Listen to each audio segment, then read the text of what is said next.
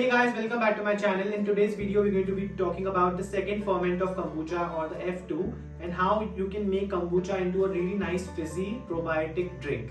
It is much better than any kind of cold drink, alcohol or any other kind of beverage that you may like. So make sure to check out this video till the end and share all my tips and tricks about it. The link for the first part will be in the caption below, and this kombucha right here is perfectly safe to drink and really tastes amazing. But if you want to take it up the notch, then make sure to do the second fermentation. The best part about the F2 is that you can flavor your kombucha any way you like, and you can literally make any flavors like I said. So I'll be going with strawberries, and the second one could be lemon, mint and ginger, which is a really great combination, and I like to call it mojito kombucha. So you can just play around and make blueberry, strawberry, mango, all sorts of flavors. Even pineapple is a good one. So once again, please remember that you need to sterilize everything right from your strainer, your saucepan or any kind of vessel that you're using, and everything else in general. Even your hands should be super clean. So now I'm going to just strain all of this kombucha, which is not at all compulsory. I like to do this just to get rid of any kind of bacteria or SCOBY materials, like any SCOBY particles, so that we have a smooth kombucha. And you can see that the fizziness has already started to come. Done. And now you can just wash this and then make your second batch of kombucha for the next time. So for the first kombucha, I'm just going to take some strawberries and I'm going to slice them into small pieces. You can also cube them or chop them if you want. Make sure to remove the stem, and you don't need a lot. You just need around 1/4 cup per bottle, and you can always change that amount depending on how fizzy you want your kombucha to be.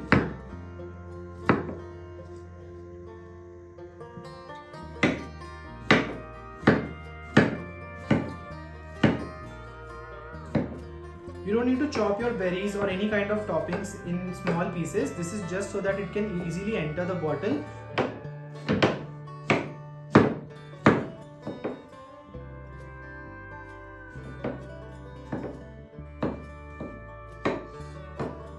Perfect. So we have our strawberries now. Now let's flavor our kombucha. So now the next step is to add some honey to your bottle that you're going to use, and make sure that the bottle is completely sterilized as well. I'm adding around 1 tablespoon of honey into this. Even though it is optional, I will highly recommend that you add a tablespoon of honey, is because it will give something for the SCOBY to feed on, and that will in turn make your kombucha fizzy, and also it will cut down the sourness. So just a tablespoon is enough. And now we'll add our chopped strawberries through the spout. So this is the reason why I just chopped the strawberries into small pieces, because otherwise the pieces will not go through and it will make it very difficult to clean the bottle as well later on. Once again, you can use any fruits that you like, and this will completely change the flavor. You can also add some type of fruit puree, like strawberry juice, strawberry puree, something like that, and that will also be great, and you won't even have to strain your kombucha later on. And that's the last of it. And now we are ready to add in our kombucha. This is ideally supposed to be done with a funnel, but I don't have a funnel here. So I'm going to just use this pourer, and I'm going to carefully add my kombucha in it. Try to use a funnel though. I'm not sure if you can see, but this has already started to fizz up quite a lot, and I think you'll be able to see in just a second. Yeah, I think that's clearly visible now. Make sure that you do not fill up your bottle all the way through, as this thing fizzes up really well and it's going to come out very fast, like similar to a soda bottle, but much more than that. The most important thing to note here is that make sure to use an airtight bottle. Something with a flip side cap is the best. Something with like this, like the soda bottles that come in the market, and use that. If you want, I can link it down below as well. And after you add everything, just close the lid like this. Now let's make the second one using mint, ginger and lemon as the base. Now let's not get too much into the details, because this is totally customizable. I'm just going to add a few sprigs of mint. You can use any herb, any kind of fruit, as we have already discussed. You can also bruise it up a little bit like you would do for a mocktail, but I don't think that's necessary here. I'm just adding a tiny amount of ginger as well, around an inch, not a pinch. And into that, lastly, we're going to add some lemon. This is my own personal combination. I don't think anybody else makes something like this in kombucha, but they make all kinds of crazy things. You can also try passion fruit, which is one of my favorites. In goes the lemon. You can also make grapefruit, orange, any kind of citrus fruits, kiwi, like the list is endless literally.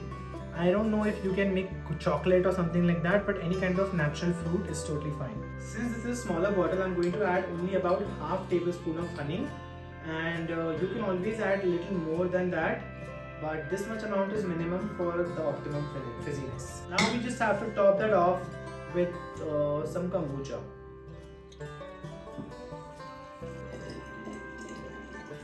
Oh, just look at that beautiful color. This one is going to be much better, I think. Now let's close the lid just like last time and don't shake. So for this third one, I'm going to go with the blueberry lemon kombucha. I don't have lots of blueberries because I wanted to garnish some cakes with the other ones. I'm just going to gently squeeze the blueberries and then add them in so that they release more flavor in the 2 days that I'm going to ferment these. You can also chop them up in half, which is a better approach. I'm just a little lazy to do that right now. So ideally you should just pair any kinds of flavors that taste good together. For example, blueberry and lemon, and like I did with the ginger, mint and lemon as well. By now I'm sure you must be knowing the drill. You just have to add in your honey at this stage. Technically it's optional, but I would highly recommend it. That's it. And now once again we'll just top that off with kombucha. I think I'll be able to make a fourth bottle, which should be halfway full.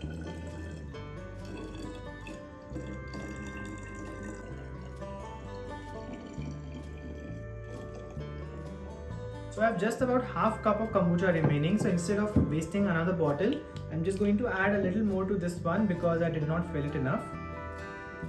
And you can optionally drink this one directly as well. It tastes really great. I think that's enough. And with that, we are just left with the last step, which is waiting. So we'll have to keep this back in the closet for around 2 days, up to 3 days as well. But mind you that this can blow up really bad. It can just blow up till the ceiling as well. This is that fizzy. So make sure to not go overboard. If this is your first time, just brew it for 1 day and then refrigerate it. So after you refrigerate it, you can have it for any time, like up to a month or so. So make sure to refrigerate it without taking too much risk. If you want, you can take one of these as 1 day, you can do one of these as 2 days and the third one as 3 days. Just to know your liking and what kind of temperature is working for your, what kind of timing is working for your temperature. So make sure to be mindful of that, and I'll see you in 2 days.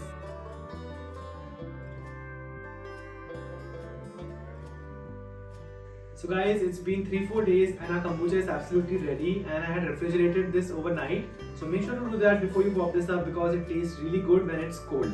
Also, it can take 2 to 5 days depending on where you're living. So make sure to just check this before you refrigerate it. So what I did was basically I just popped the lid for a couple of seconds, and if I saw a lot of fizz, that means it's done. I think it's pretty evident that all the 3 bottles look completely different now, and they have that natural color of all the flavorings that we had added. For example, the first one is looking a lot yellow in color because it had ginger, lemon and mint. The second one had strawberry, so that's why it is a little pinkish in color, and the third one is purple reddish kind of color because of the blueberries. And all of the fruits are completely disintegrated, which is a good sign always. So you can see how that's looking right now. That's exactly what you want. Our kombucha is absolutely fizzy and all those bubbles are also rising up. You can think of kombucha as natural cold drink or soft drink, and it is so much healthier and really tasty as well. Now let's carefully open this one. Just look at that, how fizzy that is, guys. All the blueberries are rising to the top and this smoke coming out of the kombucha. And look at that fizz. Oh wow. Just look at how fizzy it is, guys. I don't think even Thumbs Up has so much of soda in it, that too naturally fermented. Now let's taste this.